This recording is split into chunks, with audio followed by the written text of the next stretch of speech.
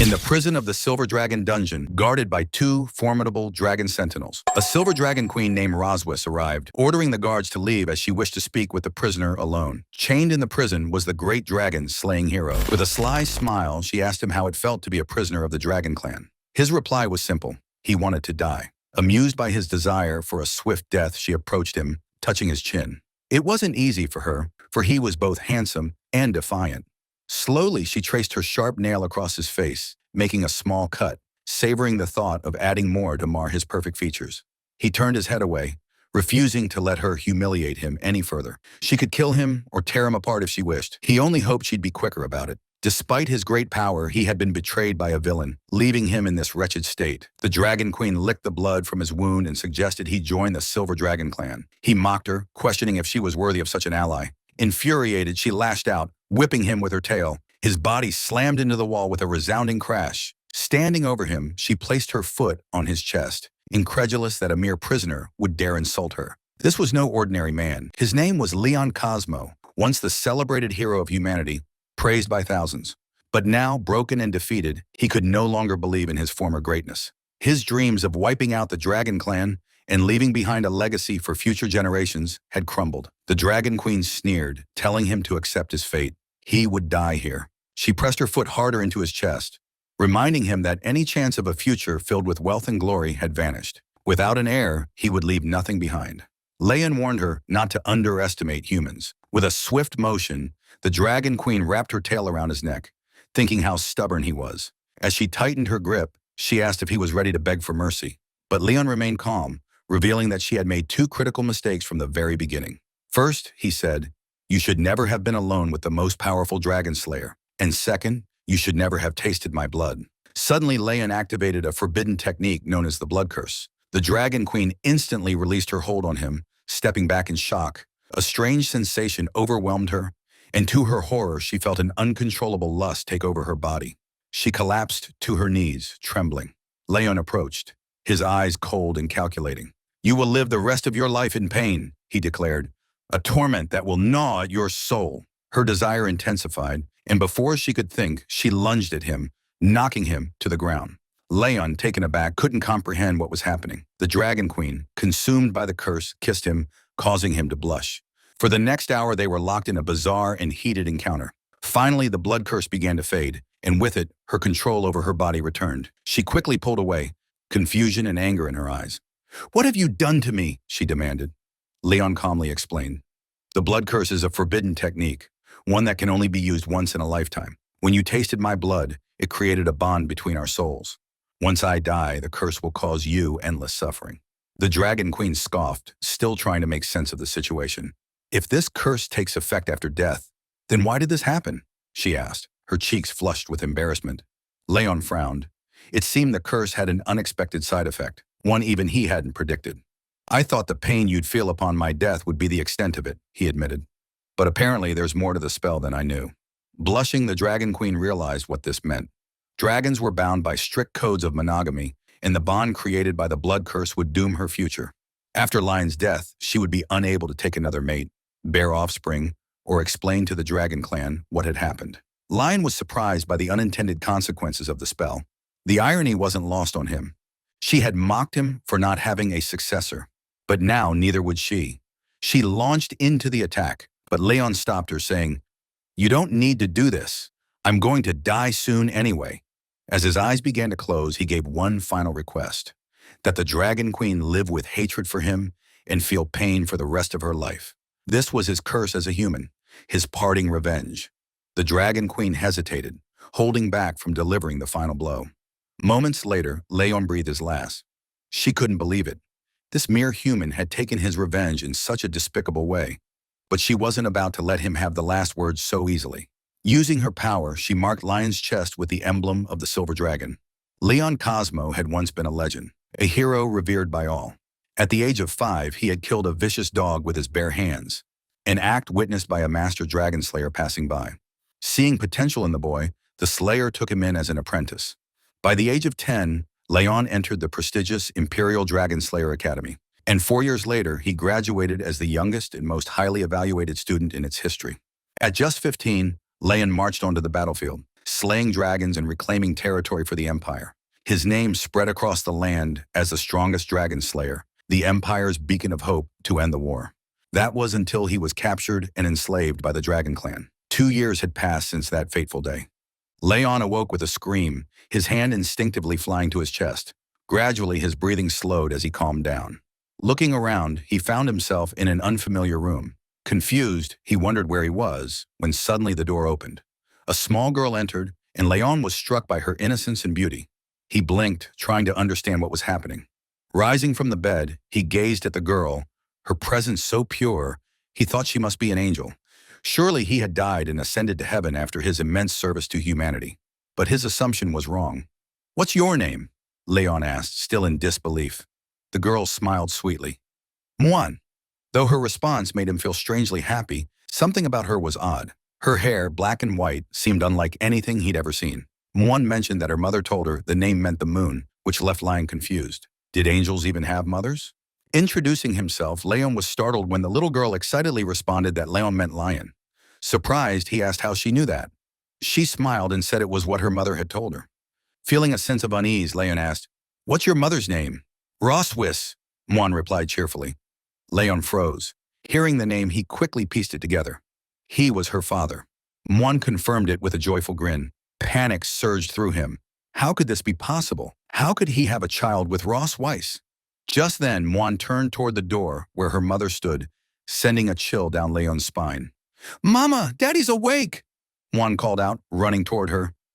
Ross Weiss's lips curled into a smile, but it wasn't the one her daughter imagined. Muan assumed her mother was happy since she visited him every day. But as Roswis stroked her daughter's head, she wore a wicked grin. "Go outside and play, dear," Roswis said sweetly. "Your father and I need to talk." Once Muan left the room, Leon stared at Ross in disbelief. "Is Muan really our daughter?" "Yes," she confirmed, closing the door behind her with her tail. "She's our biological child." Leon's mind raced. "Why did you have the child?" he demanded. "Why did you save me?" Rosway revealed that Leon had been asleep for 2 years.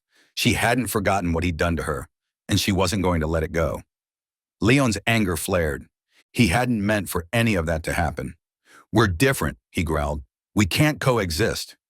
I would have never touched you if things had been different." Seeing the torment in his eyes, Rosis's expression darkened. "Oh, it was torture for you, was it?" She wrapped her tail around his leg, yanking him onto the bed. Climbing on top of him, she tore his shirt open, and with a cold gleam in her eyes, activated a spell. She was going to carve her own dragon mark into him, binding him to her forever. Even though Leon begged her not to, Roswise touched his chest, and a glowing magic circle appeared. This mark was to become his eternal shame. From this moment on, he would be her prisoner, bound to her forever, unable to leave. When his companions saw the dragon tattoo on his body, they would believe he had betrayed them and surrendered to the Dragon Clan. Leon still couldn't understand why she was doing this. Revenge among the dragon race was a mystery that had baffled human scientists for years. Their vengeance was not just extreme. It was an inhuman, paranoid obsession beyond human comprehension. For the Dragon Queen, it wasn't enough to defeat him. She wanted him to live in shame and suffer humiliation for the rest of his life. As the spell took hold, Leon began to feel an overwhelming desire he couldn't control.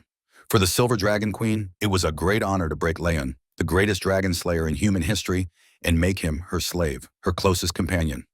Now that he was fully under the spell, she climbed on top of him, deciding it was time to make him hers in every way. At the Silver Dragon Castle, even the maids noticed the queen was in an unusually good mood. Word spread quickly. The Dragon Queen's husband had finally awakened. Leon, overhearing this from a hidden corner, was shocked. She had publicly declared him her husband. No one knew just how terrifying she truly was. She had spent the entire day and night with him, and poor Leon's body was nearly broken. His waist felt as if it had been shattered. Furious, Leon swore he would not stay here to be her plaything. Stealthily, he slipped out of his room and made his way to the side door of the castle, but 4 dragon guards stood watch. Escape seemed impossible. The castle was eerily quiet with far fewer guards than there had been 2 years ago. Something was strange about all of this. While Leon was figuring out how to avoid the guards, he stumbled upon a hidden hole in the grass. Silently, he approached it and saw a faint light coming from the other side. Unsure if it was a trap, he decided not to dwell on it. He had to escape no matter what. Even if it was a trap, he would force his way through. Without hesitation, Lion began crawling through the narrow tunnel. He muttered a sarcastic farewell to the perverted Dragon Queen. And as for little Muan, though she was adorable, she would have to stay behind for now. Meanwhile, on the balcony, Muan ran to her mother, excitedly, announcing, "Father is digging a hole for the dog." The Dragon Queen, lounging in a bikini and sipping wine, chuckled at Leon's audacity. Muan eagerly asked, "When are you going to fish him back?" Roswise scolded her gently, saying that fish was too rude. "Say catch him back instead," she corrected with a smirk. Muan, a bit confused, nodded and agreed. As night fell, Leon finally managed to escape the castle and darted into the nearby forest. He knew if he could climb the mountains ahead, he'd be able to see the border of human territory. After running for hours, Leon felt confident that the Dragon Queen wouldn't be able to catch up to him. But to his dismay, the sky suddenly darkened, and the Dragon Queen, now in her true dragon form, appeared above him, praising him for being such a fast runner. Seeing her, Leon cursed his luck and bolted, but Roswise quickly landed in front of him, blocking his path. To his surprise, she wasn't angry. In fact, she seemed quite pleased. "Impressive, Leon," she said with a wicked smile.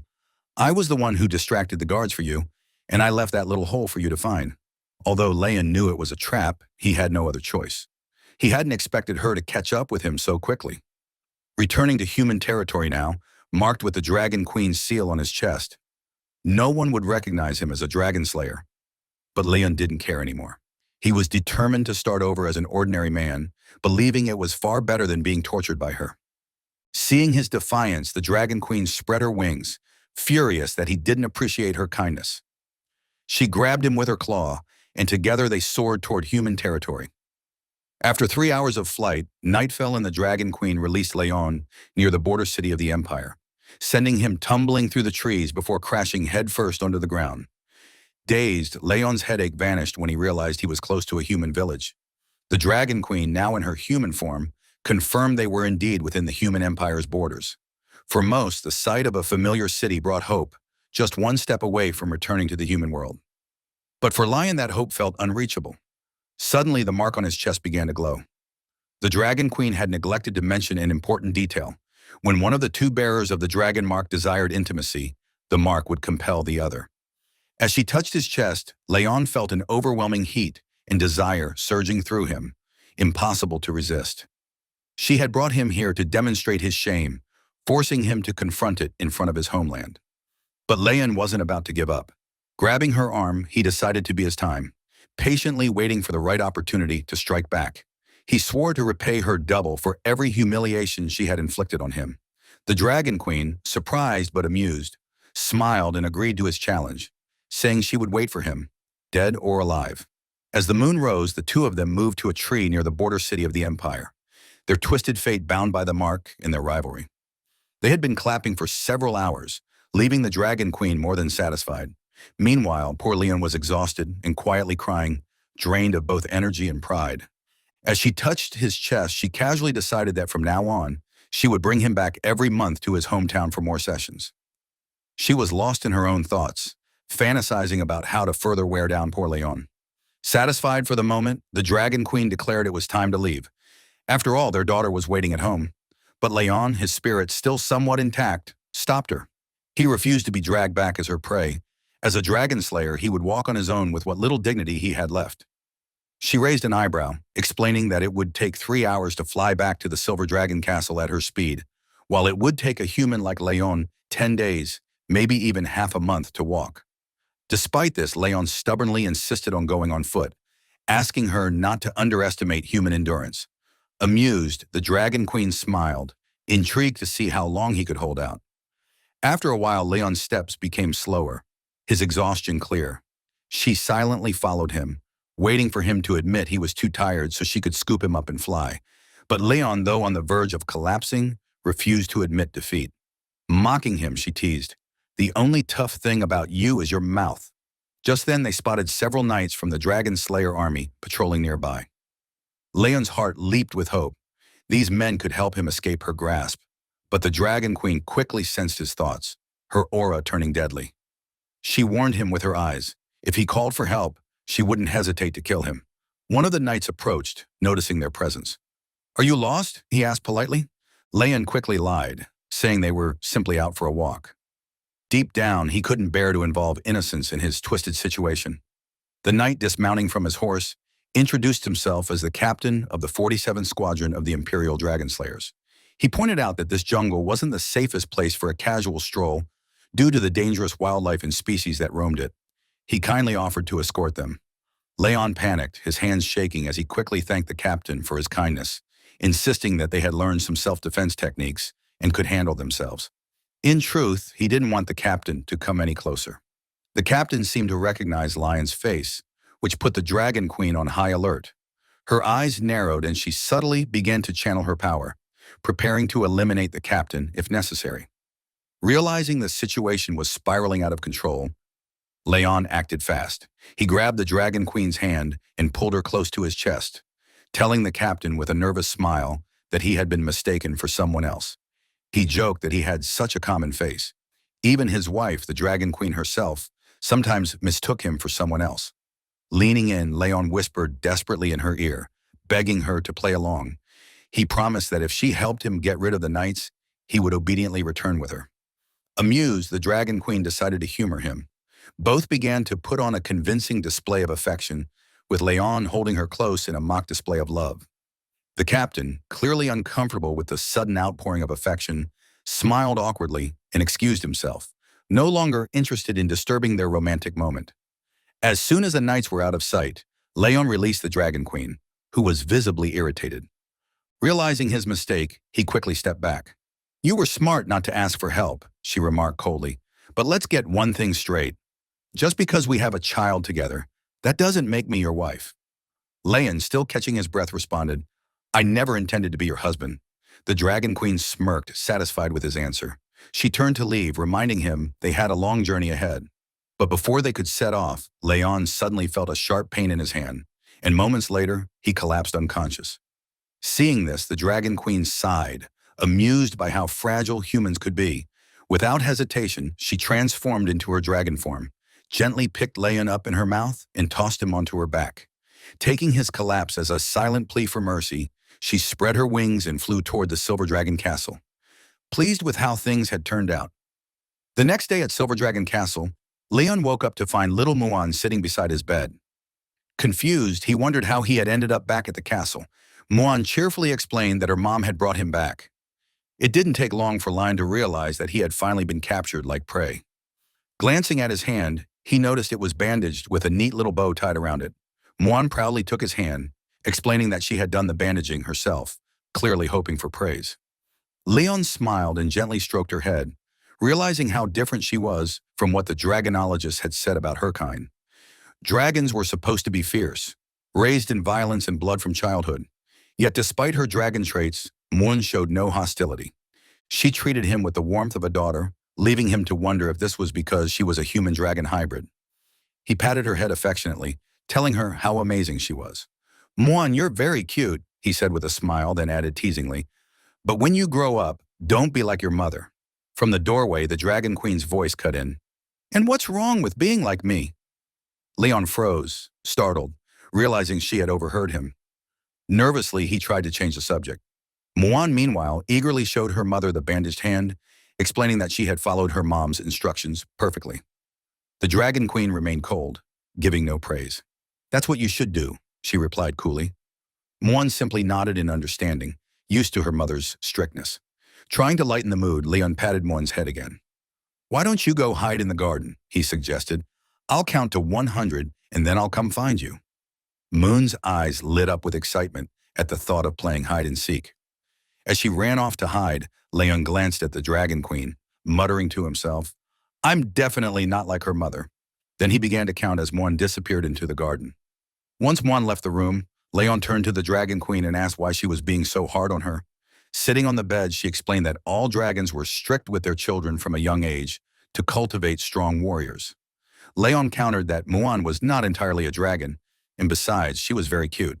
The Dragon Queen scoffed, stating that Muan was indeed a dragon, and that cute was a derogatory term for one of her kind. Leon thought the Dragon Queen was also quite cute, but his comment only fueled her fury. In a swift motion, she grabbed him by the shirt, reminding him that he was just a slave for her to vent her anger on and was not allowed to outshine her.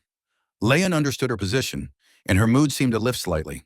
After all, she was the Dragon Queen of the Silver Dragon clan, burdened with many governmental matters. As a result, she entrusted him with the responsibility of taking care of Muan. Leaning in close, she whispered in his ear that Muan liked him. Feeling overwhelmed, Leon made his way to the fountain, wishing he could escape the responsibility of caring for children, especially as a dragon slayer. Suddenly, he spotted Muan hiding behind a pillar, clearly underestimating his ability to find her. Pointing at her, he declared, "I found you!" But she remained still, prompting him to question whether she was upset. Apologizing for making her wait, he was taken aback when she suddenly took off running. Leon chased after her, asking, "Why are you running?" Muan turned a corner, causing Lion to lose sight of her. For him, predicting the mood of a child was quite difficult. He no longer doubted why the Dragon Queen had entrusted him with the task of caring for the little one. Just as he was starting to worry, Muan appeared behind him and wrapped him in a hug, leaving him surprised. Confused, he recalled that she had just run past him, but Muan insisted otherwise, explaining that, since her dad hadn't found her, she had gone out to look for him. Though still bewildered, Leon decided he must have seen things wrong. Muan took him by the hand, urging him to follow her, as she had something special to show him. Just then, another girl resembling Muan emerged from behind her and watched them in silence. That day, once the fountains were turned on, little Muan began to shake her head excitedly. She was painting some drawings and having the time of her life. Leon, sitting behind her, couldn't help but smile at the sight, feeling a wave of tenderness. Having a daughter felt good. For the first time, it seemed his soul had begun to heal. While Muan enjoyed herself, Leon clenched his fists and gritted his teeth, deciding it was time to escape the Dragon Queen's grasp. Just then, Muan ran toward him, eager to show him a family drawing she had made. Leon extended his hand with a cheerful smile, ready to praise her. But as he examined the drawing, shock washed over him. Muan had depicted two girls. Initially thinking it was a mistake due to her age, he pointed to the other child in the drawing and asked, "Why are there two children?" With a tender smile, Muan replied, "The other child is my older sister." Upon hearing that Muan had an older sister, Leon panicked. It didn't take long for him to realize that the girl he had seen earlier was not an illusion. The child he had spotted in the garden must be Muan's older sister. He regretted not calling her by name, which had likely caused her to feel upset. However, Muan reassured him that her sister wasn't angry. She was simply a little shy at seeing their dad. Leon rested his hand under his chin, reflecting on the fact that he had never met her before. It made sense that they were unfamiliar with each other. Today was a splendid day, and Leon couldn't shake the feeling that it was all the Dragon Queen's fault for hiding this information from him. He resolved to find her and demand some clarity. Meanwhile, in the Silver Dragon Castle, the Dragon Queen had gone to the library. As she read through some letters, a little messenger dragon arrived with a new message. Just then, the sound of footsteps approaching the library caught her attention. She and the little dragon watched the door intently, and moments later, Leon burst in, clearly furious. He called for her attention as she tucked the letter back into its envelope. With a calm demeanor, she asked him what he wanted. Leon stepped up to the table and explained that he had been playing with Muan and discovered that she had an older sister. He pressed her about when she planned to inform him of this other daughter. The Dragon Queen smiled, somewhat puzzled by his confusion at the revelation.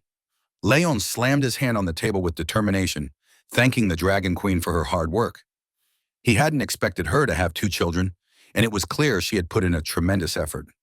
He resolved that when he returned to the Empire one day, he would add her name to his family tree. The Dragon Queen remained calm, a smile gracing her lips, as she asked him if he understood why she hadn't mentioned her older daughter before. Leon speculated that she might be jealous of his closeness with Muan. Fearing that Noah would come to see him, the Dragon Queen was somewhat taken aback by his eagerness to meet Noah. Unlike her, a cold and stern mother, Leon wanted to nurture a good relationship with his daughter. With a soft smile, the Dragon Queen decided to grant Lion's wish, but warned him to consider his choice carefully. As the hours passed and darkness began to settle, Leon headed to the kitchen, a smile stretching across his face as he started cutting some carrots. Today, he was determined to show the Dragon Queen how things should be done. His first step in approaching his eldest daughter was to whet her appetite with a delicious meal. He set to work preparing a hearty meat stew with cream, a dish he often made during his time with the team. Everyone who had tried it claimed it was exceptional, and the sweet flavor was perfect for children. Using a spoon, Leon sampled the stew, savoring its rich taste. He hadn't forgotten how to cook, And as he clenched his fist in determination, he imagined Noah's smile as she declared that she'd love the dishes her dad made. He believed that with this flavorful meal, he could win her over. As he stirred the pot, two maids watched him curiously through the window. One of them couldn't help but feel excited. Leon had just recovered from a serious illness, and for the sake of his family, he had taken it upon himself to cook. To the maids, Leon was the epitome of a good husband, one who genuinely cared for his home. Just then, the Dragon Queen and her two daughters entered the kitchen with Muan eagerly greeting the maids. The Dragon Queen, wanting to create a more relaxed atmosphere for dinner, ordered the maids to take a break.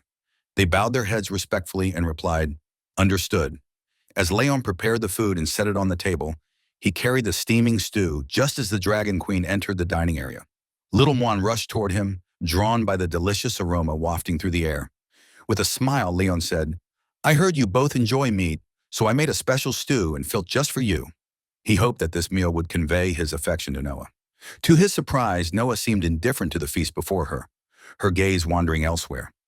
Leon was left in shock, confused by her lack of interest. The Dragon Queen smiled knowingly, and in that moment, Leon's frustration flared. He realized that the Dragon Queen had anticipated this reaction, which explained why she had been reluctant for him to meet Noah. It was their first meeting, and the Dragon Queen prompted Noah to introduce herself.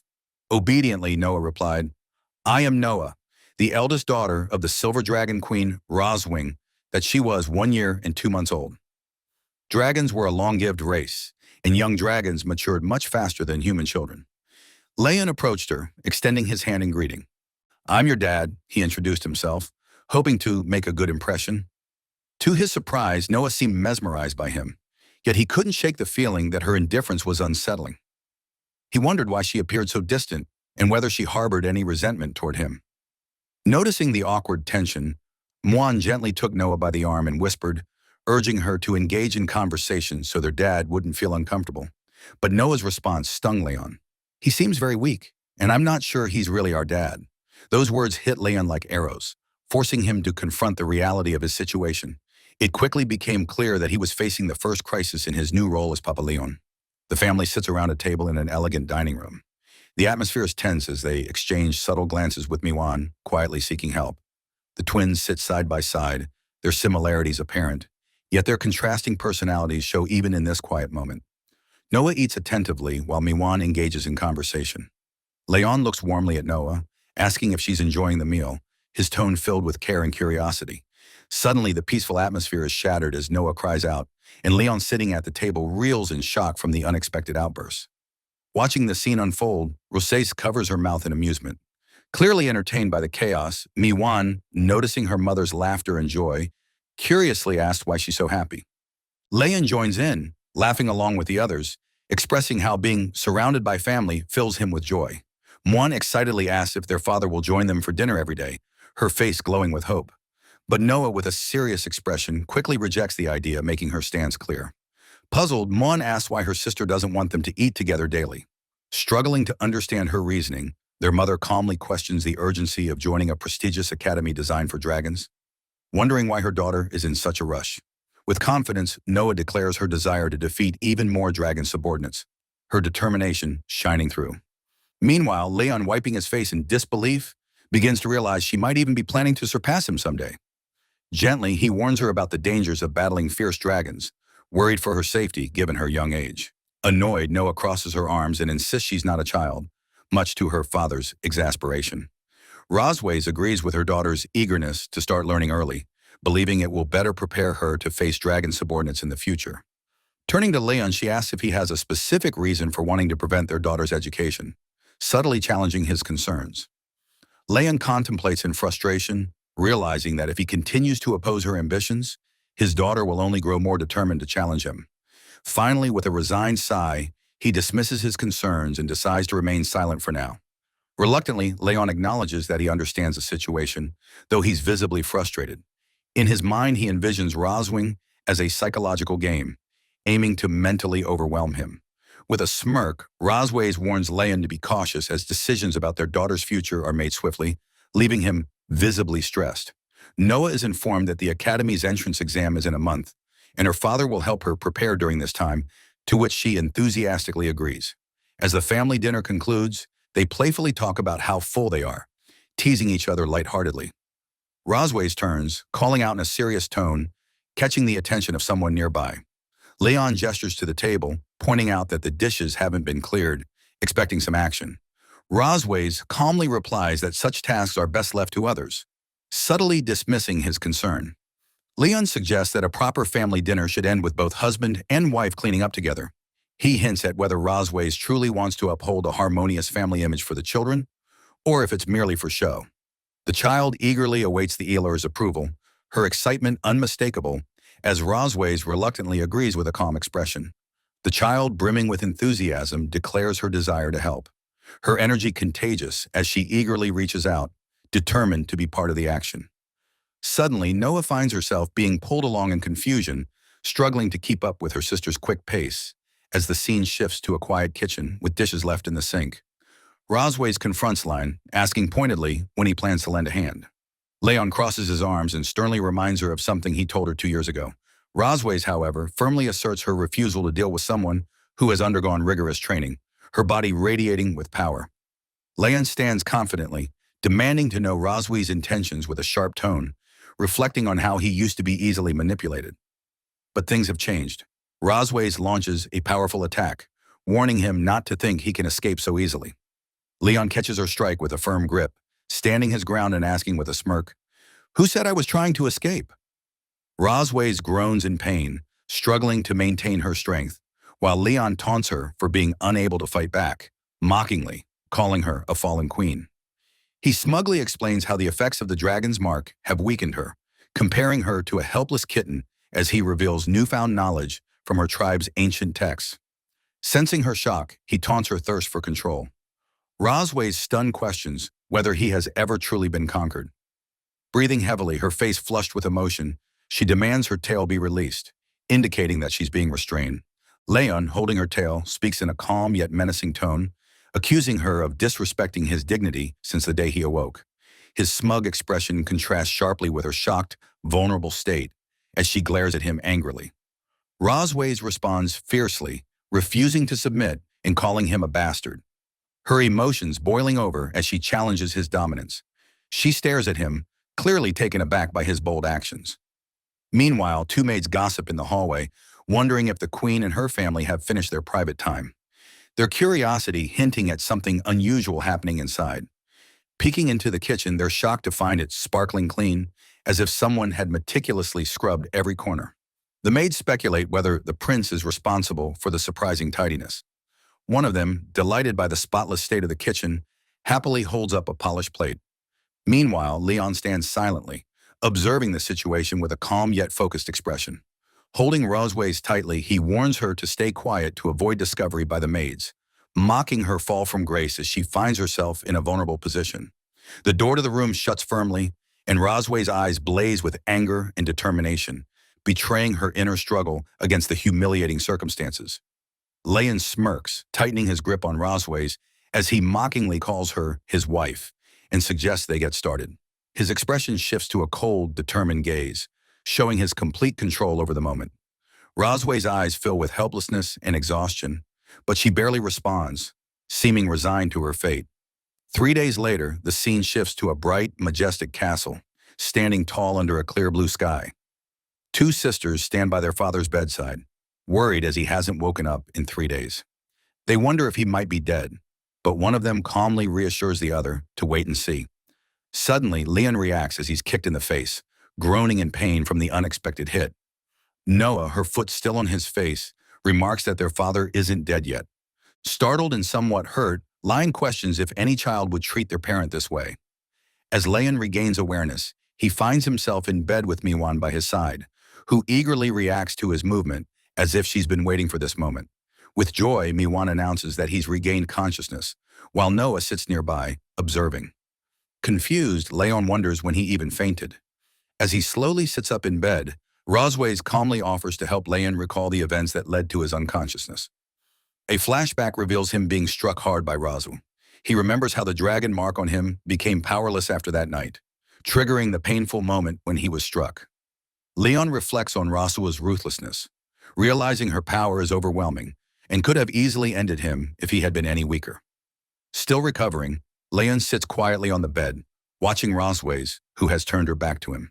He notes her beauty despite her intimidating strength and realizes she is a dragon over 200 years old. Muan, noticing her father's stillness, wonders why he isn't moving, speculating that he is simply stunned by their mother's appearance, hinting at the awe she inspires. Rosways is caught off guard as someone abruptly strikes a nearby surface, drawing her attention. Her expression shifts in surprise. Leon reaches down to pick up a flower accessory from the floor and gently places it on Razu, stating that it suits her. Rosways reacts with surprise at Lion's thoughtful gesture, questioning if he's ever done something like this for other women. Leon chuckles and explains that as a child he used to comb his master's donkey, claiming he has some skill in it. Muan looks up at Leon and innocently asks what a donkey is, catching him off guard. Smiling, Leon explains that donkeys are similar to dragons, but much smaller, stubborn, and make humming sounds when unhappy. He then imitates a donkey's behavior, amusing one with his antics. Rosways watches intently, noting the similarity between a donkey's stubbornness and her own personality. Leon suddenly recoils in fear as Rosway strikes him, sending him reeling. He clutches his stomach, wincing in pain, but reassures Muan that he's fine when she asks if he's okay. Rosways assigns the task of teaching the girls to write, declaring that Leon will handle it. Leon, taken aback, realizes he's been volunteered without any say. Muan excitedly cheers that their father will teach them, while Noah confidently claims she already knows how. The two girls race off to the study room, eagerly discussing which colorful pens they want to use. Meanwhile, Ross informs Leon that her sister's coming to visit and that she doesn't want him appearing in front of her. Leon looks surprised, puzzled as to why he's being told to avoid the meeting, and voices his frustration about not being allowed to meet her family. Rosways reminds him that he is now part of the Silver Dragon clan and was in a coma for 2 years due to a mysterious illness. She explains that he has only recently woken up, emphasizing the complexity of his new situation. Rosways warns him that if he is ever forced to meet her sister, he must stick to the false identity she has crafted for him. Rosways emphasizes the importance of keeping up the story, and Leon listens intently, still processing the situation. With a serious expression, he acknowledges her instructions, respectfully addressing her as Your Majesty. After Razo leaves, Leon questions whether he'll truly follow her orders, standing alone as he begins to plot ways to embarrass her in front of her sister. The scene shifts to the children's study room in Silver Dragon Castle, where Lion sits at a table, teaching Noah and Muan to write their names. He demonstrates patiently guiding them step by step as they watch attentively. After writing their names as examples, he asks them to practice by copying his writing. Muan looks excited while Noah's expression remains more serious. Studying Lion's writing, Noah comments that it isn't as good as her mother's, hinting at her high expectations. Leon feels a twinge of frustration at the comparison, sensing the pressure to meet her standards. When Leon stands to leave, Muan curiously asks what he's planning.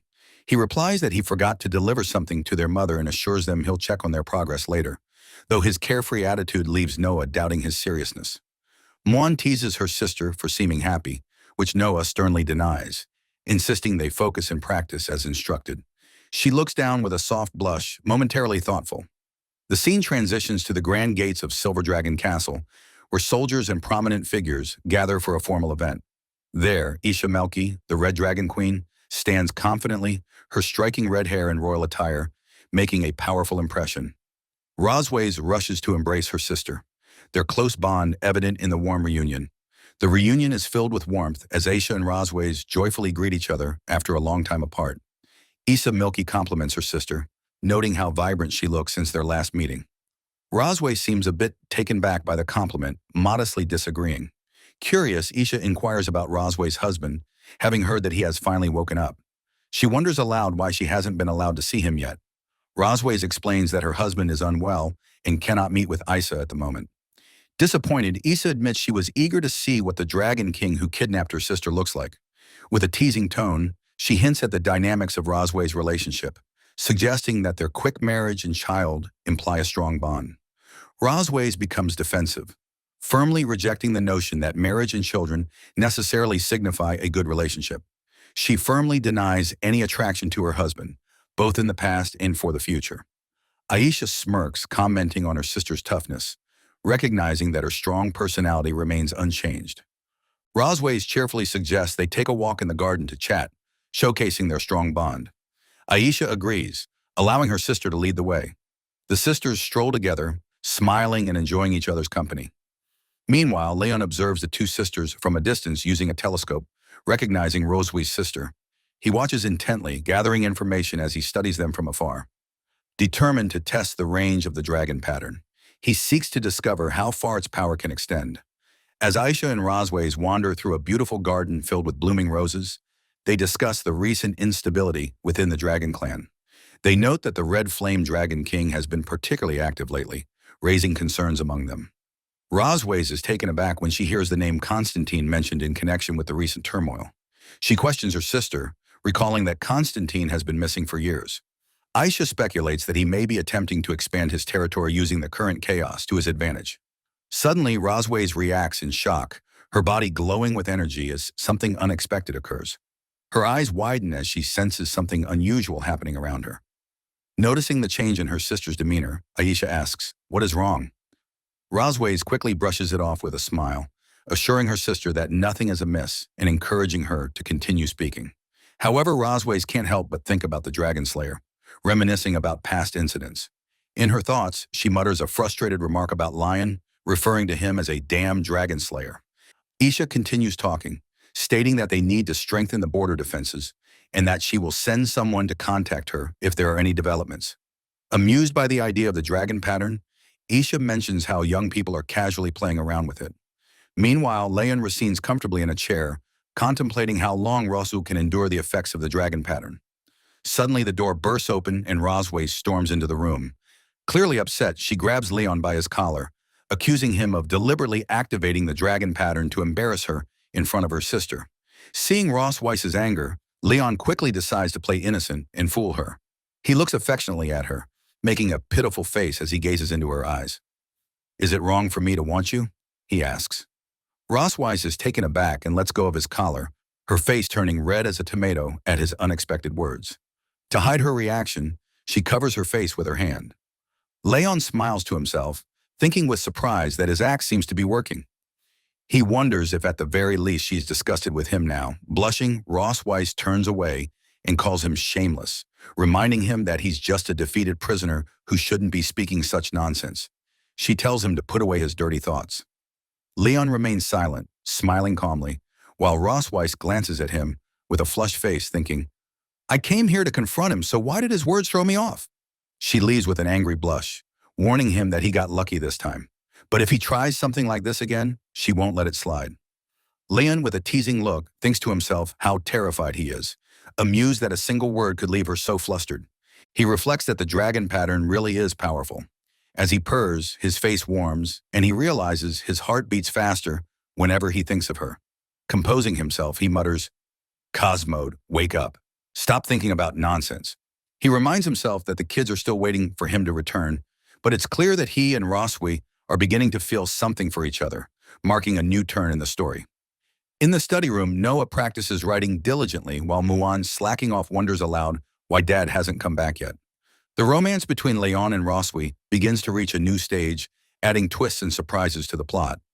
Later that night at Silver Dragon Castle, Aisha waves goodbye to Roswis, saying she'll head out tonight. Roswis, waving back, reminds her sister to be careful on the road. Aisha transforms into her red dragon form, playfully asking Roswis to let her meet her husband next time. Roswis agrees, promising they'll have more time to talk. As Aisha, accompanied by her knights, flies back to her own castle, Roswi watches her sister's departure with a pensive look. "I thought there'd be some trouble in this chapter," she thinks. "But it seems Aisha's departure wasn't quite what I expected. Who knows what the future holds for this family's mischief?" With a serious expression, Roswise grits her teeth, staring ahead with determination. "Damn Dragon Slayer," she thinks. "He still hasn't learned his lesson." She decides tonight will be different. Meanwhile, Leon on the other side of the castle sneezes repeatedly, wondering if someone's talking about him. He settles down to read the story of the young dragon as a bedtime story for Noah and Juan. As he reads, the girls drift off to sleep, looking absolutely adorable. Smiling, he quietly closes the book, gently tucking them in and whispering, "Don't catch a cold." Leon slowly exits the room, taking care not to disturb his sleeping daughters. Just as he shuts the door, Roswi suddenly slams her hand against it with a loud thud, startling him. Her serious expression catches him off guard as she asks, "Where are you planning to go?" With an awkward look, Leon glances at her. "Is your sister gone?" he asks. With a sly smile, Rosswise replies, "We still have things to settle tonight." She grabs his collar, dragging him forward with determination. Leon protests, but she pulls him along, ignoring his resistance. In the Silver Dragon Queen's bedroom, Lion places a tub of hot water down with a loud clatter in front of her. "The hot water's ready," he says, looking at her with a hint of exasperation. "What do you need it for?" Roseby stretches her legs out in front of Leon, looking at him with an air of superiority. "I'm exhausted from walking all day," she says. "Wash my feet." Leon stares at her, stunned. His expression shifts to serious disbelief as he takes in her request. Roswy, with a commanding look, adds, "Enough with the nonsense, just do it. This is your punishment for today." Sighing in frustration, Leon removes her heels, thinking to himself, "I'm a dragon slayer, and now I'm reduced to being a foot-washing servant for a dragon." As he looks down at her feet, he can't help but wonder just how many dragon slayers have fallen under them. Ross Weiss notices him staring and frowns. What is he thinking, she wonders.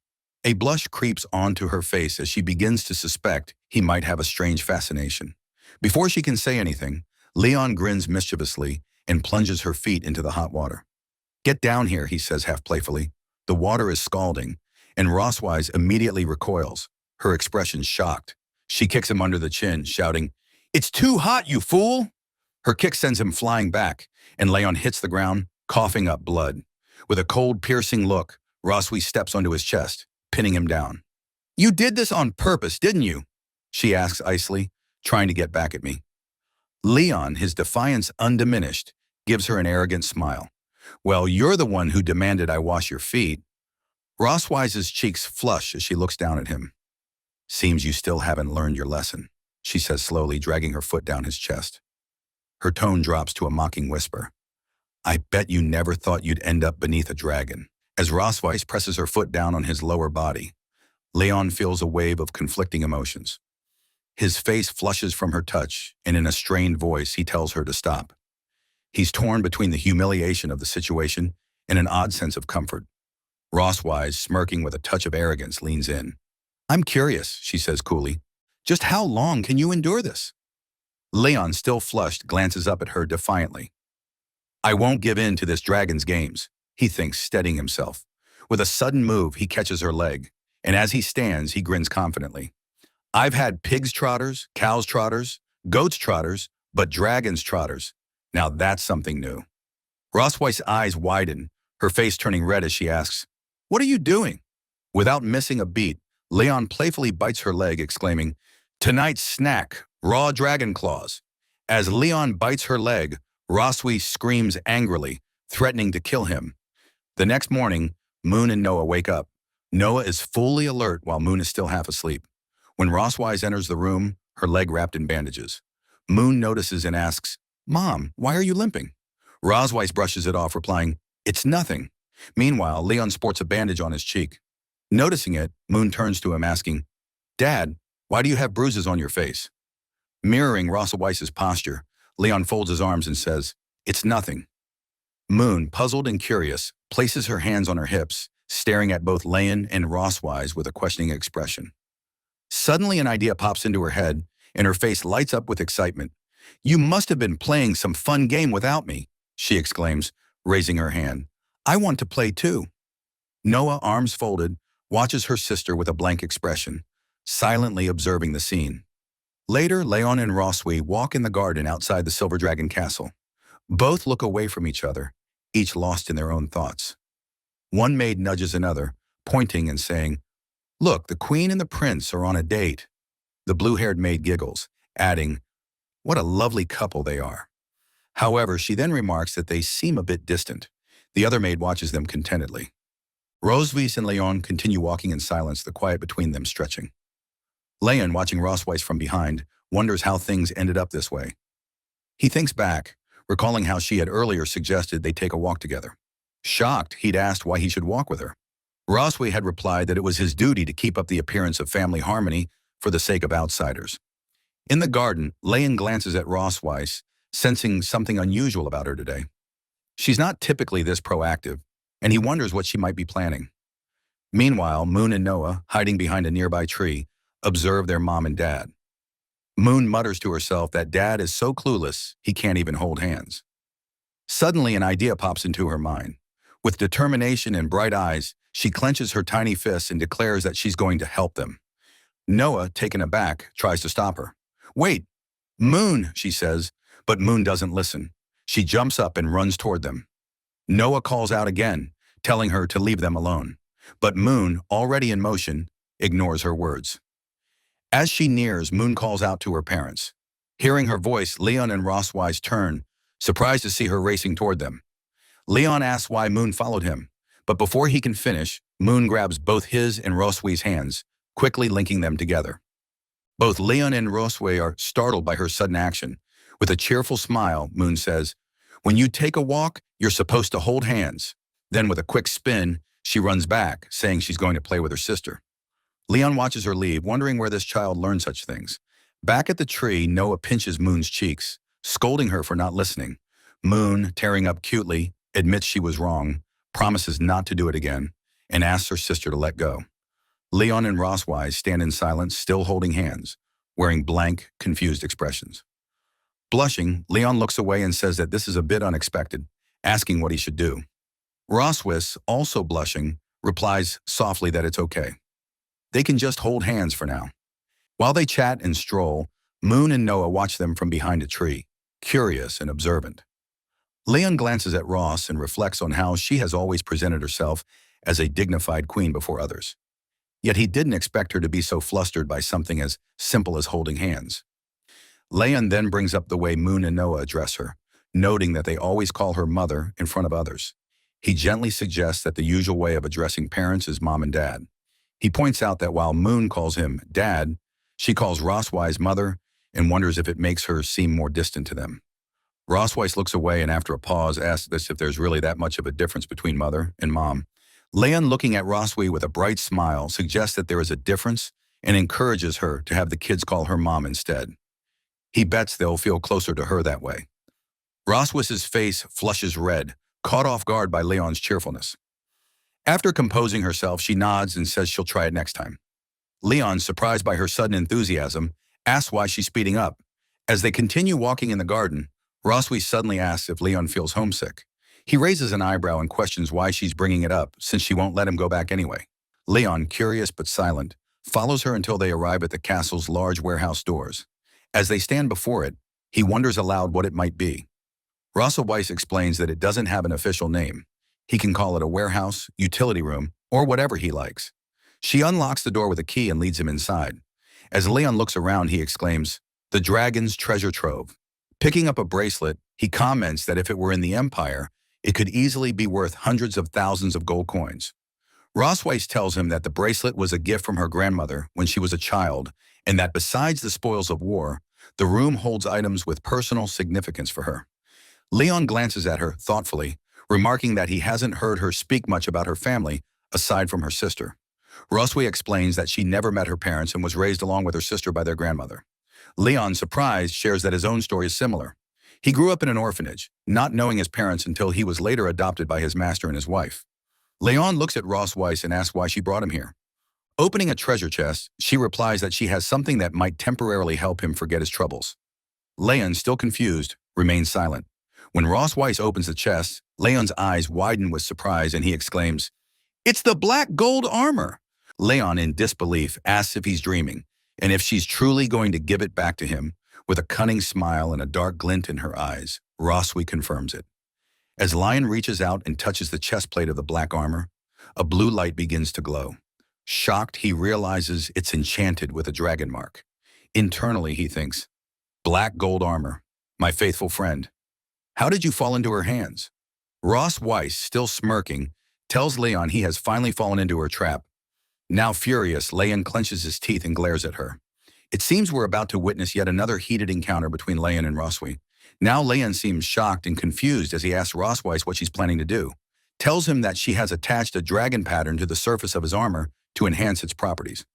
After hearing this, Leon feels uneasy and collapses, clutching his chest as if in pain, while cursing Ross in his mind, calling her a despicable dragon woman. He blames himself, thinking he was careless for letting his guard down. While Leon trembles, Rosisa laughs wickedly, telling him that the enhanced dragon pattern has doubled its effect. She touches his chain, addressing him as her dear dragon slayer, and tauntingly asks if he can endure it, clearly mocking him. Leon, rendered helpless by the effect, softly calls her name Rosweiss before suddenly collapsing. As he lies there unable to move, he realizes with growing frustration that he's been completely tricked by Rosweiss. Desperately, he thinks, "Damn it, my body won't move," while an undeniable urge surges through him, stronger than ever. Seeing him in this vulnerable state, Rosisa takes advantage of the situation, approaching him with both kindness and devilish intent. With a sly smile, she tells him, "Did you really think I wouldn't hold a grudge after what you did?" She goes on to say that she has been waiting for her chance to take revenge, and the past few days have only fueled her determination. Now, with his guard down, she has seized the perfect opportunity to fool him. Roswi, unable to hold back any longer, seduces him while teasingly asking if her performance has been convincing. Leon, angry and conflicted, shouts, demanding to know if everything she said and did up until now was a lie. Rosisa simply smiles, correcting him. His doubts are unfounded. She admits that she hasn't lied, that her feelings were real, and she too has begun to fall for him. Smiling warmly, she finally confesses her affection. Removing her clothes and all that covers her body. Laughing, she declares that she actually likes being conquered by him. And with a sense of finality, she officially addresses Leon as her husband. Leon lay there helpless, almost like a bedridden patient, feeling as though this might be the end. But this intensified moment soon transformed into a joyful one as the two began to admit their true feelings, finally acknowledging that they truly loved each other. After a while, Leon, our lucky protagonist, happily sighed, relieved that it was over. Dramatically, he looked up, while Ross watched him with a content expression. Seeing her look, Leon grew annoyed and demanded in his usual blunt manner to know why she was staring at him like that. In response, Roswi leaned in, grabbed his mouth, and whispered in his ear, "Compared to 2 years ago, the scars on your face have faded a little." Unmoved by her words, Leon snapped back, saying she was just trying to trick him again and that he wouldn't fall for it this time. Roswa simply smiled at him and remarked, "You've gotten smarter, Leon." Leon, instantly suspicious, looked at her with a questioning expression as she hesitated, stopping mid-sentence with a "but." Rosisa, blushing, then laughed and said that his health wasn't as good as it used to be. Hearing this, Leon's eyes widened in shock, feeling as though his whole world had shattered with just that one sentence. His face went pale, imagining that she was implying he was no longer as fit as he once was. His mind raced, and as his thoughts spiraled, his jaw dropped wider and wider at the implication that he wasn't as good as before. Finally, he let out a loud scream, overwhelmed by his own fears and wild imagination. The next day at Silver Dragon Castle, Leon appeared with dark circles and bags under his eyes. As he opened the door, he announced his arrival, saying, "I'm here." Entering the room, he found Ross, Weiss, and Noah waiting inside. Roswi folded her arms and greeted him with a "good morning," smirking and mockingly remarking, "It seems you didn't sleep well last night." Gritting his teeth in frustration, Leon replied that it was all because of what she had said. Laughing, Rosisa teasingly claimed, "I don't remember saying anything at all." From the sidelines, Noah watches the exchange between Leon and Roswi, thinking, "It's starting again." Rossweiser shifts the conversation, mentioning that the entrance exam for St. Heath Academy is very strict, and tells Leon he should begin tutoring Noah on dragon knowledge today. As she moves closer, leaning in and whispering in his ear, she taunts him, saying that for now he can only demonstrate his value in other areas. Hearing this, Leon, fueled by anger, snaps back that he just wasn't in the best shape yesterday. With a determined expression, he points a finger at Ross and loudly declares that he'll make sure Noah passes the test. However, he adds that in return, he wants something of equal value from her. Rosisa smirks, saying she's willing to agree to his request, but warns that his demand can't be too excessive. Leon firmly replies that a promise is a promise. Laughing, Rosisa walks away, telling him he should study hard. With a mocking tone, she calls him "dear" and warns him not to get too tired. Roswisa waves dismissively as she walks away. Noah, observing the interaction, asks Lion why he quarrels with her mom. Folding his arms, Leon denies it, saying it's just their daily communication. Then, surprised, he asks Noah what she just called her mother. Noah replies, "Mom." Taken aback, Leon steps closer and asks if she was told to change to that name. He then inquires whether she prefers the old name or the current one. Noah, looking away with a slight blush, replies that she prefers the current one. Leon smiles brightly at her, saying he knew they'd love it. Surprised by her father's cheerful demeanor, Noah remains silent, simply looking at him. As she turns to leave, she asks when they can start studying. Leon, caught off guard, calls out to her, telling her to wait for him. Now in the heart of Silver Dragon Castle, the night stretched out in eerie silence. But in the children's study room, a lone light flickered. Leon sat hunched over his desk, eyes locked on a stack of ancient Dragon Clan tomes, his mind deep in thought. The rest of the castle had long succumbed to sleep, including his children. Yet in the midst of this quiet, Ross's wife swept into the room. She raised an eyebrow. She spotted Lion still engrossed in his books. "Oh, you're still awake this late?" she asked. Leon didn't even look up, instead tapping his temple with his pen, as if working through some complex puzzle. "Noah is quick to grasp concepts," he muttered. "I need to design an entire curriculum. Key concepts, test questions. Looks like I'll be pulling an all-nighter." After all, Noah is like me. Leon smirked, finally looking up from his books to meet her gaze. "Is she, though?" he challenged, a glint of mischief in his eye. He stood up, stretching his tall frame with a flourish, folding his arms with dramatic flair. "I was a top dragon-slaying genius every year, you know," he declared, sounding almost as proud as Ross. Leon boasted, tossing her a smirk over his shoulder, as if daring her to top that.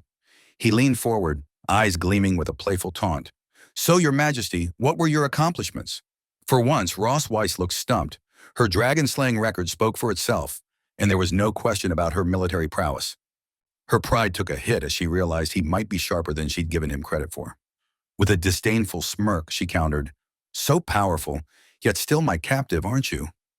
A dragon slayer of his caliber, felled by none other than the Silver Dragon Queen herself, now reduced to a near-constant cycle of defeat and exhaustion under her relentless watch. Suddenly her gaze fell on the bright yellow peppers, her eyebrows arching in suspicion. "What are you doing with these?" she asked. Leon blinked as if just noticing them for the first time. "Oh, those," he said with a casual shrug. "Brought them from the kitchen to help keep me awake." Ross's expression shifted from confusion to genuine concern. "Those are Dragon Clan yellow peppers. You're a human. There's no way you can." But it was too late. Leon had already popped one into his mouth, chewing confidently for all of 2 seconds. His face instantly turned as red as the fire in a dragon's belly. "So spicy," he gasped, his eyes bulging as his mouth became a molten furnace. He began pacing, patting his face and darting around the room, frantically searching for water. Ross, torn between sympathy and amusement, shook her head. Watching Leon scramble about, she couldn't help herself. She stepped forward and caught his face in her cool hands. Their eyes met and both froze. Leon's cheeks were blazing, though this time perhaps not just from the pepper. Ross quickly looked away, clearing her throat in a half-hearted attempt at nonchalance. "My hands are cool," she said, her voice casual but not quite. It might help. As her fingers rested against his flushed cheeks, Leon's panic gradually melted into a strange, unexpected calm. Her touch was gentle, easing the pepper's searing heat in a way that didn't sting or shock, but soothed. He closed his eyes, letting the coolness of her fingertips wash over him, the burns slowly fading. Despite himself, Leon felt an unexpected sense of comfort from the simple gesture. "Thank you," he murmured, reluctantly pulling back, though the warmth on his face lingered, now mixed with an undeniable blush. Ross dropped her hands and stepped back, her expression unreadable as she turned to leave. "Get some rest and try not to eat the peppers again," she said, sarcasm slipping in as she moved toward the door. Leon nodded, muttering a half-hearted, Yeah, got it," but his gaze lingered on her as she left. When she was gone, he groaned, fanning his cheeks as if the memory of her touch might be hotter than the pepper itself. Yet reality soon crashed in as he recalled her usual treatment. His arms crossed defensively, squeezes you dry, then blames your lack of endurance when you can barely stand. Determined, he grabbed a book and began flipping through the pages, searching for a solution to his problem. After a few minutes of browsing, his eyes lit up. Black Dragon Pill, a highly effective body-strengthening elixir, nourishing and stabilizing the core. Jackpot. Perfect, he muttered, his eyes all light with excitement as he stared at the entry as though he'd found treasure. A broad grin spread across his face, and with renewed hope, Leon began preparing himself to work on his resilience. The next morning was unusually bright and sunny. Outside the window, a pair of birds, one small and yellow, the other large and white, sat on a branch, chirping back and forth like they were deep in conversation. Inside, however, the atmosphere between Leon and his daughter Noah was far less harmonious. He sat across from her, grading her test with a carefully suppressed grin. "Noah," he began, trying to keep a straight face, "I just finished grading the test you took. Out of a possible 100 points. Care to guess what you got?" Noah fixed him with her usual deadpan stare, her expression as unmoving as stone. 50, Leon snorted, pulling out the test paper with exaggerated drama. "A whole 62. Actually, you underestimated yourself." Noah's eyes narrowed as she stared down at her test, scanning the answers with a quiet intensity. Her small hands tightened around the paper, and her brows furrowed ever so slightly. It was clear she wasn't thrilled with her score. Leon softened as he watched her, noticing how serious she was, mature, even for someone her age. While her younger sister Moon was probably outside chasing butterflies or counting clouds, Noah had approached her studies with a tenacity that had surprised him. She could be so painfully hard on herself, almost like, well, like her mother. Reaching out, Leon placed a hand on her head, musing her hair gently. "For a first try, 62 is pretty impressive, kid." Noah glanced up at him, her cheeks barely coloring at the rare compliment.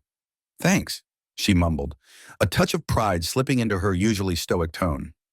But just as Leon leaned in to offer more encouragement, he was struck by an unexpected coughing fit. He quickly turned away, wincing as he rubbed his throat. "Sorry about that," he managed to croak, his voice rasping. His eyes watered slightly as the irritation settled in, and he immediately remembered the pile of yellow Dragon Clan peppers he had munched on the night before.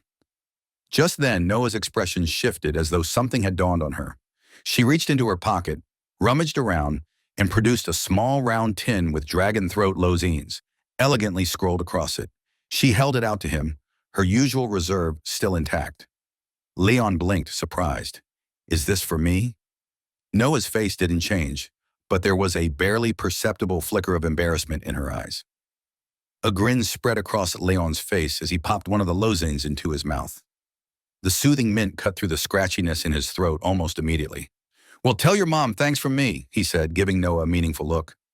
The lozenge melted away in his mouth, bringing welcome relief to his pepper-ravaged throat. Leon turned back to Noah, feeling his energy restored. "Now, where were we?" "In the Silver Dragon Castle kitchen. Leon is up to something intriguing. Let's find out what it is." The maids dutifully bring the items he requested, their movements precise and efficient. One of them, addressing him as Lord Prince, politely informs him that all the herbs he asked for have been delivered. Acknowledging her words with a nod, Leon gestures toward a specific spot on the table. "Place everything there," he instructs. The maids comply, and after arranging the ingredients as directed, quietly exit the room. Leon examines them closely. He notes that the medicinal materials needed to prepare Dragon Great Force are fairly common, and at first glance, the refining process seems straightforward. Undeterred, Leon sets to work. He meticulously recites the steps from memory. First, grind and mix the required herbs. Then add them to the pot in a precise sequence and bring the mixture to a boil. His movements are methodical, his focus unwavering as he works tirelessly for several hours. But as time passes, frustration begins to mount. Finally, Leon throws his head back and lets out a loud, anguished scream.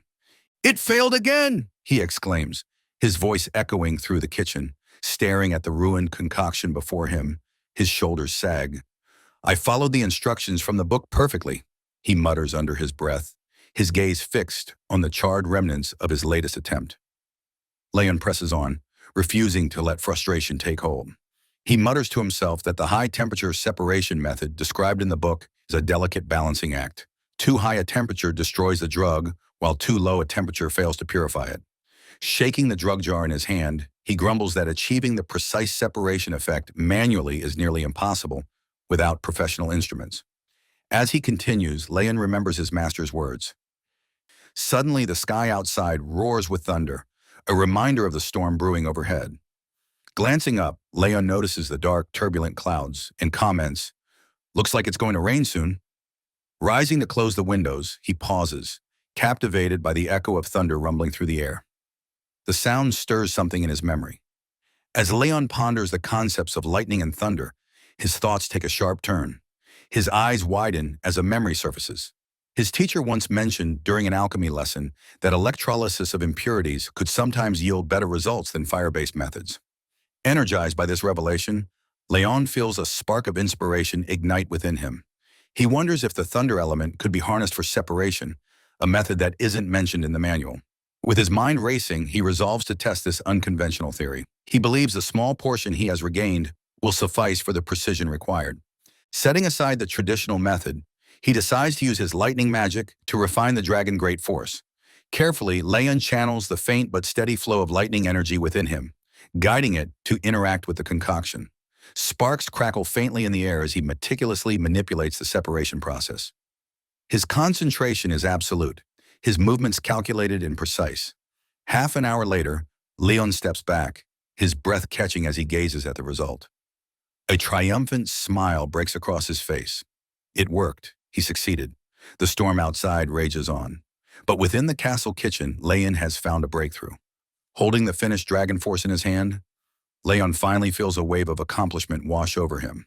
Smiling to himself, he places the medicine in a small box and remarks quietly, "The dragon clan's medicine is surprisingly simple to make." Just then, Muan, his adorable daughter, bursts into the kitchen. Her wide eyes immediately spot the small, chocolate-like rounded object in Leon's hand. Curious, she tilts her head and asks, "Dad, what are you making?" Leon glances at her, momentarily distracted.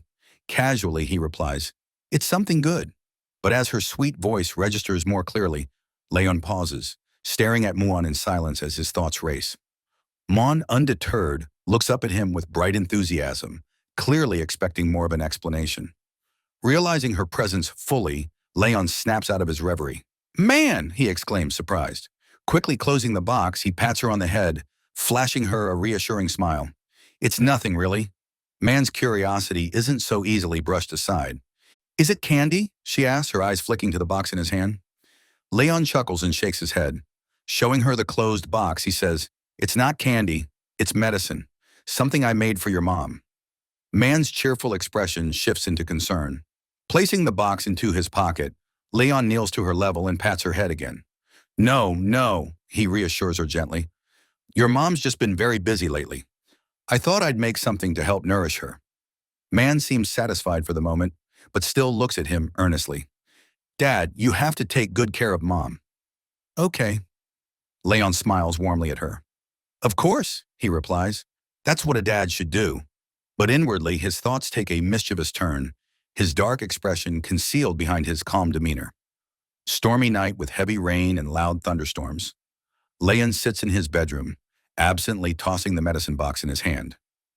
Though he successfully cultivated the Dragon Great Force, he can't help but question whether the Dragon Clan's nutritional supplements might have adverse effects on humans. Catching the box midair, Leon frowns and mutters to himself that he'll have to set it aside for now. Roswi is surprised, almost incredulous, that Leon managed to create medicine in such a simple environment. Looking at him with her usual air of superiority, she extends her hand and in an arrogant tone demands, "What did you refine? Let me see it." Leon hesitates, his grip tightening on the medicine box. Meeting her gaze, he sighs and reluctantly hands it over. "Even if I refused, you just resort to violence and take it anyway," he mutters, a trace of exasperation in his voice. Roseweiss takes the box, examining its contents. A faint smile graces her lips as she looks at the Dragon Great Force. "Impressive," she says. "You've managed to refine such a perfect Dragon Great Force under these conditions." "Truly remarkable, Leon." "What's that saying?" "The man of letters and the man of arms." Leon blinks, surprised. Internally, he marvels. She didn't mock me this time, closing the box with a click. Rosweiss hands it back to him. "You can keep this," she says firmly, "but you can't take it." Leon catches the box, confusion etched across his face. "Why not?" he asks. Rosweiss locks eyes with him, her gaze steady. "As a tonic for the dragon race, the medicine is far too potent for a human body," she explains. Her serious tone doesn't waver. "Yes, it is. As a human, you cannot withstand its effects," she reminds him, her voice softening slightly. But Lion's pride flares, pulling the dragon great force from the box. He smirks arrogantly. "I've defeated countless dragon kings without the power of a dragon," he boasts. "Why would I fear a single pill?" Rosewace's eyes widen in alarm as Leon forcefully swallows the pill. With a defiant grin, he declares, "Courage is the hymn of mankind." Leon Roswise shouts, her voice laced with concern. But the effects of the pill are immediate and devastating. A surge of power floods Leon's body, his senses heightening to dangerous levels. He clenches his chest, agony twisting his features as he collapses to his knees.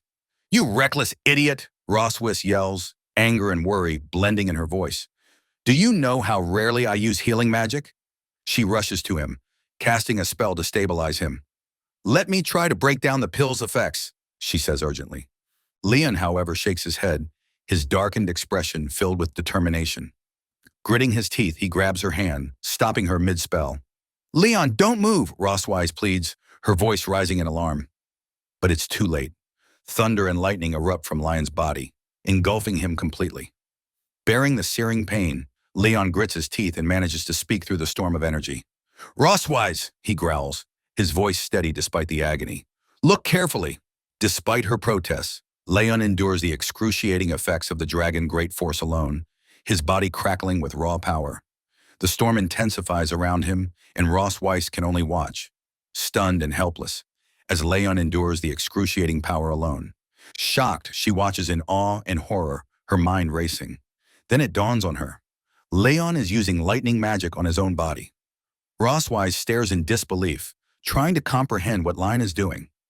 After what feels like an eternity, Leon finally stops channeling his lightning magic. The raging storm around him begins to subside, and the room grows eerily quiet. His eyes lose focus and unable to bear the strain any longer. Leon collapses. "Leon!" Roswis cries, rushing to his side. Her voice is filled with genuine worry as she catches him just before he hits the ground. Gently, she lowers him into a sleeping position, brushing stray strands of hair from his face. Looking at his unconscious form, Roswise mutters under her breath, "You really are a madman." Despite her exasperation, there's a softness in her voice that betrays her concern. Standing, she glances at him once more and says firmly, "Wait here. I'll get the court physician." She turns to leave but freezes mid-step as she hears a faint sound behind her. "Roswise!" Leon's hoarse voice calls out weakly. She spins around in shock. Leon's eyes flutter open, his face flushed to deep red, and a strange, dazed expression settles on his features. Just as she's about to ask him how he's feeling, he raises his hand toward her, startling her. Still holding her tail, Leon smiles, a goofy, childlike grin. Roswise stares at him, utterly baffled. "How on earth are you even awake?" she demands, her voice filled with both confusion and embarrassment. She attempts to pull away, but Leon's grip on her tail tightens. "Let go of my tail, you idiot," she demands, her voice cracking under the mix of frustration and embarrassment. Leon, however, refuses to comply. Leon happily presses his cheek to Roswise's tail, his grip firm and unyielding. Despite her earlier struggles, it becomes clear she can't overpower him in his current state. Still, she reassures herself that despite his bizarre behavior, he doesn't seem to be in any immediate danger. Leon continues his antics, unabated, cheerfully singing his wife-wife song. Roswis sighed deeply, realizing there's no reasoning with him in this state.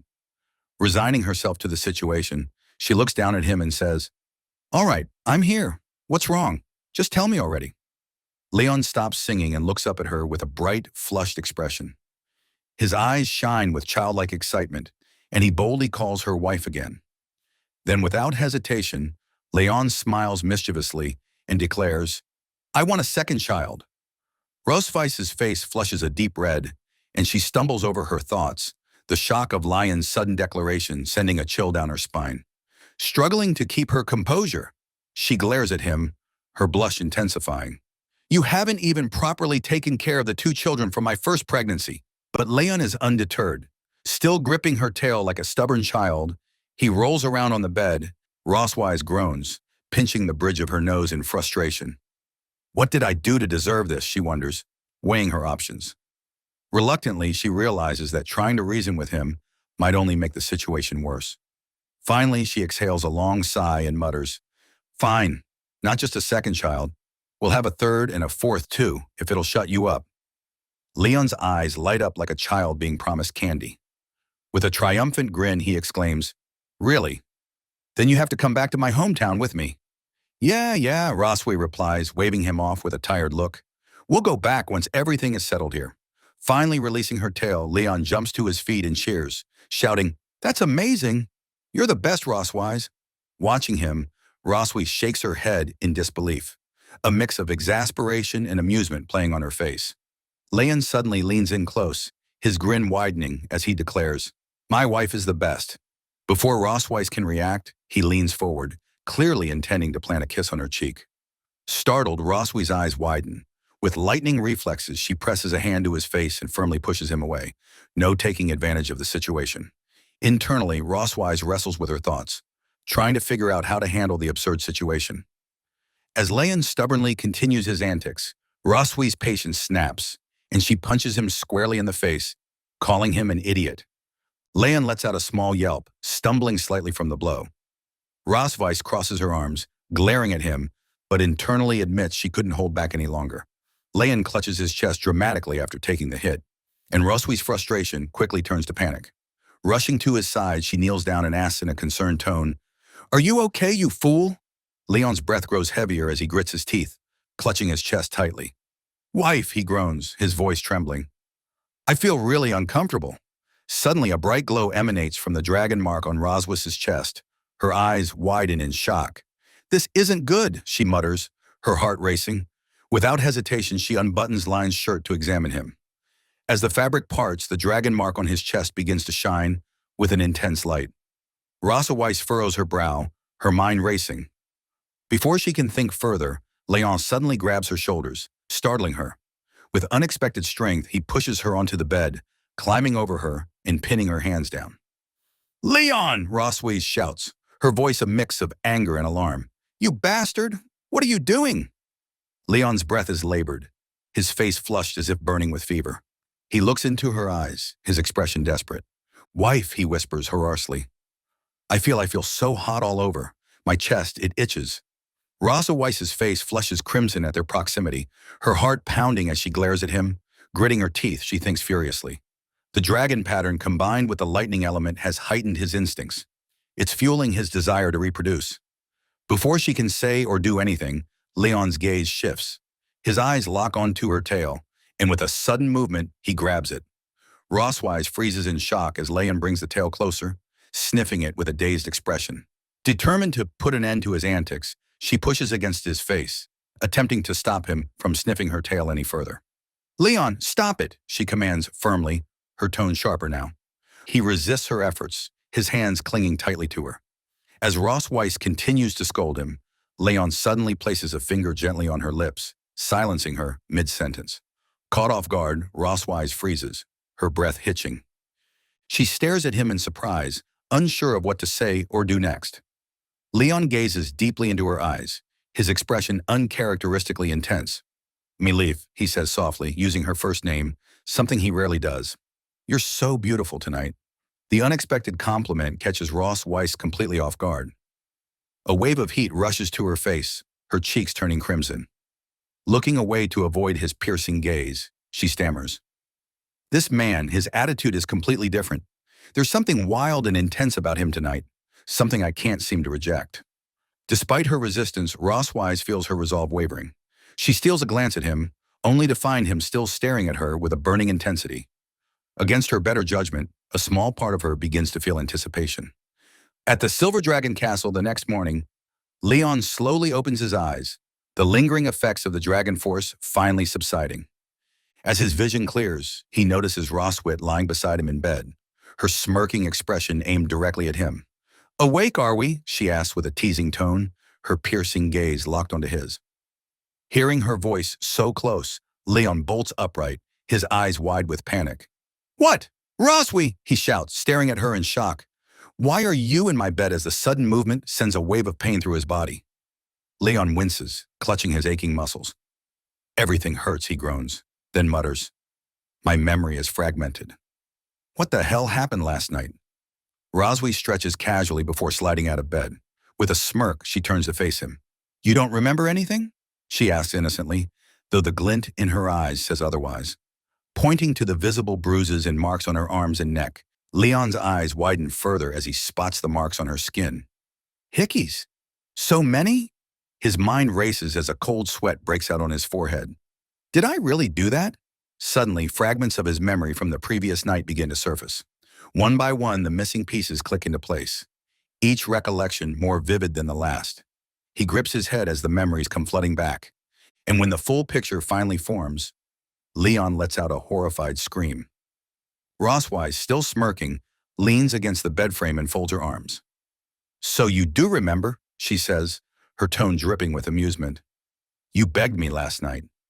Leon said things like, "Honey, just one more time." "Okay, wife. I feel so bad. Please help me. Just this once and the last time." Leon's face burns with embarrassment as she mimics his pleading voice. "Stop it!" he shouts, covering his ears in a desperate attempt to block her teasing. Meanwhile, Leon pulls on his shirt, sneaking a sideways glance at her. Internally, he laments, "All I wanted was to refine the dragon force for my health, and maybe teach her a small lesson." Looking at her briefly, he admits under his breath, "Maybe I went a little too far last night." Leon hesitantly asks Rosswise, "Did I hurt you?" Rosswise shakes her head with a calm demeanor. Leon looks at her and comments, "Well, now you should know whether I'm in good health or not. Next time, don't go doubting my abilities." Rosswise's eyes narrow as she fixes an intense gaze on Leon. Her serious expression makes him shift uncomfortably. "What? What's with that look?" Leon stammers, stepping back slightly. Without a word, Rosswise closes the distance between them, her gaze unrelenting. Before Leon can react, she grabs his chin, leans in close, and in a commanding tone declares, "Dragon Slayer, I must say, I'm very satisfied with your performance last night.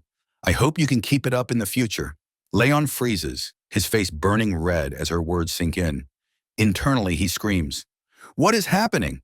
Have I somehow become her personal servant now?" Rosswise steps back, her usual smirk returning, and changes the subject.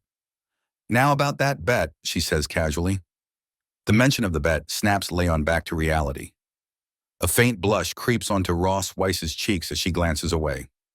"Yes, the one where you insisted that the children should call me Mom."